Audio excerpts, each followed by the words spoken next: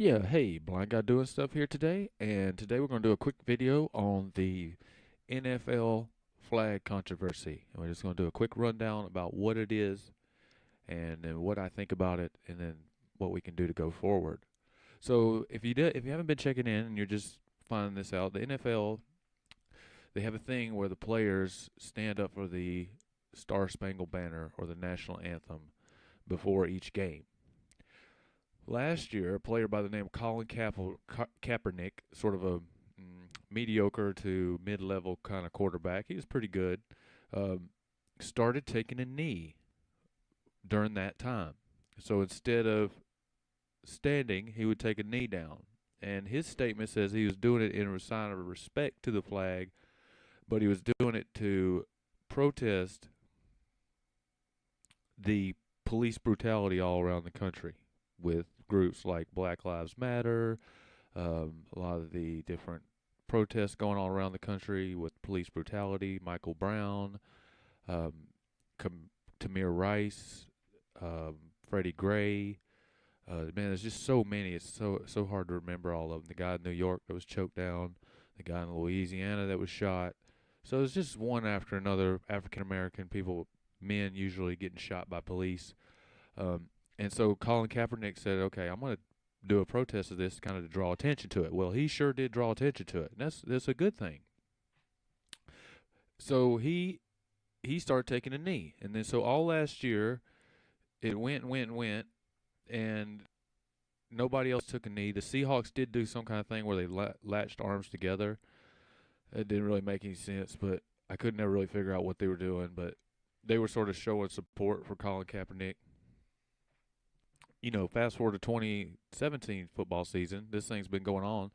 Now Kaepernick never got hired, and so a lot of other players to join on with him started protesting with him. They protested.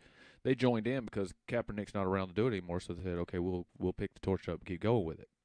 So you have players like Michael Bennett from the Seahawks, and then there's some on the Browns, and there's a couple of Bengals, I believe, are doing it. And so, and then Michael Bennett actually had a police brutality thing down in Las Vegas. Now people keep saying, "Oh well, he shouldn't have run," and all this other stuff. Well, police just they if you don't know this, sometimes they just get a little carried away and they can mess you up. And they will chase you down and throw you to the ground for no reason. And then afterwards expect you to stand up and shake their hand and be like, "Okay, my bad." But Michael Bennett, he didn't take it that way. And when they was like, "Okay, sorry about that, my bad," he wasn't taking it. He didn't say, "Oh, okay, police, no problem. You chased me down, threw me to the ground, and put a gun on me. That's just no problem." Michael Bennett wasn't like that. So it kind of galvanized him even more to make a statement. And then, so this was just kind of going along. And it was just kind of on the fringe, really. I mean, some people, political junkies knew about it, football fans knew about it, but it was just no big thing. Then, suddenly, the Trumpster got to get in on it. And so over the weekend, he calls the people, he says, just get the son of a bitches out of here. And he says the NFL player owners should fire the players and all this other stuff. And so then, of course, Trump, and I still don't know whether he's doing this to distract or just because he's a dummy. I can't really figure out which. You just never know with Trump. Is he a dummy, or is he doing it to actual political purpose to distract? But I know he's doing it to keep his base all riled up. I mean, I know that. And so he gets out there and starts shouting about it, and it's on fire right now in America. I mean, I was out in front of a Boy Scout meeting the other day talking to the Boy Scout leader about it, and we never talk politics. But he just started talking to somebody else about it, and then the other guy walked away, and so he and I just stood there talking about it. And it's just like on fire right now. And it is frankly shocking that what is going on. And it is a pure study in mass marketing and brainwashing. And it really is. We are seeing right in front of us the result of since 9/11, but since '09, basically a 15-year to 8-year period where the NFL has buddied up with the Defense Department and the Pentagon. So it started out in '01. The players started coming out for the anthem. Before that, they didn't even come out. They were in the locker room. So some started coming out at '01 because of 9/11. Well, that's understandable. And then, but this is just the players doing it on their own, as far as I know. I mean, some people got really patriotic over 9/11, so I can understand some people wanting to come out and do the Star Spangled Banner or do the national anthem there. So that kept going. But then in '09, the NFL actually contracted with the Defense Department, and they literally did a mass marketing commercial campaign to make the military look good, to frankly recruit people. It's for recruiting. It's for making the military look good and glossy so that people want to join the military. It's not about please, please, please do not be fooled. It is not about honoring the military, all this stuff going on. It is a commercial corporate marketing campaign.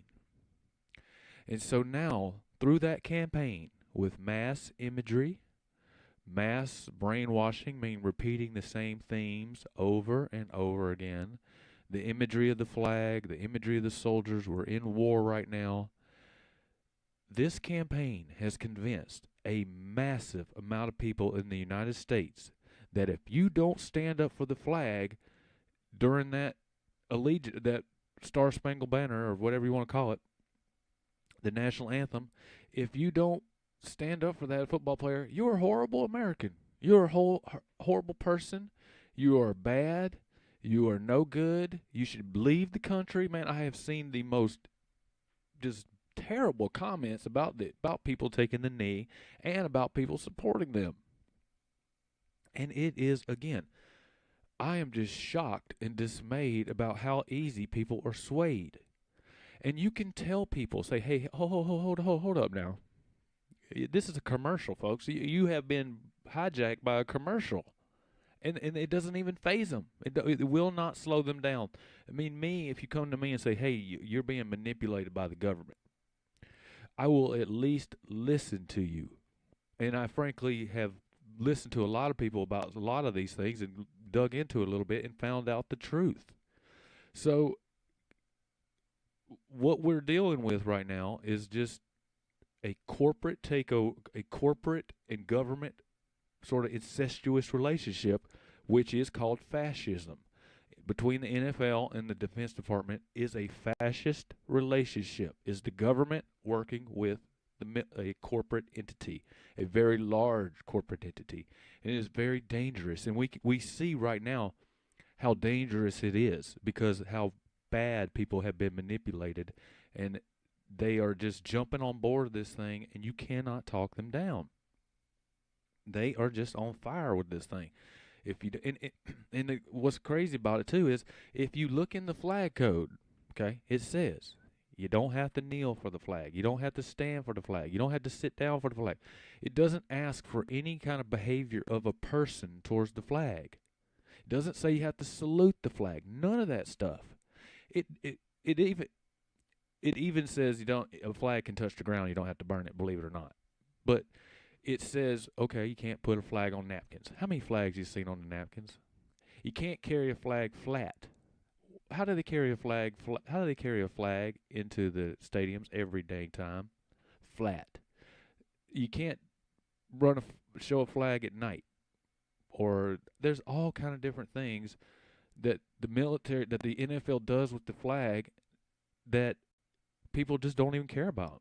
They're like, oh well, that's just okay. But somebody taking a knee, even though it's not saying you have to take a knee, is just a horrible thing. And again, why are they saying it's a horrible thing? Because they have been brainwashed by the military and the NFL to believe that standing for the flag is honoring the military. That is what has happened.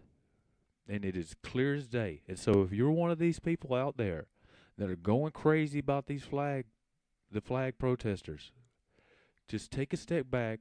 Let's get the message, okay? They're going after, they're trying to protest police brutality. Nobody likes police brutality. You would think they don't, but it seems like some people do. That's the message. It's not about veterans. It's not really about the flag. It's just drawing attention. And so I think the one criticism I could give to the protesters is they're not PR people, and they've sort of gotten a little out. They're trying to bring it back, but it's gotten a little off message. They need to try to get it back. It's not about being united. It's not about being together. It's about saying, "Hey, police, stop beating up people and shooting them." That's what it's about. So I am the blind guy doing stuff. That's my take on the flag protest. Um, I really think it's just a non-issue. Um, so just take a minute, take a deep breath, and let's try to move on to some bigger issues and better issues in our country. So blind guy doing stuff here. If you like my video, if you like what I'm talking about, please subscribe and share and tell your friends about my videos. And thank you so much. Have a good day. Bye bye.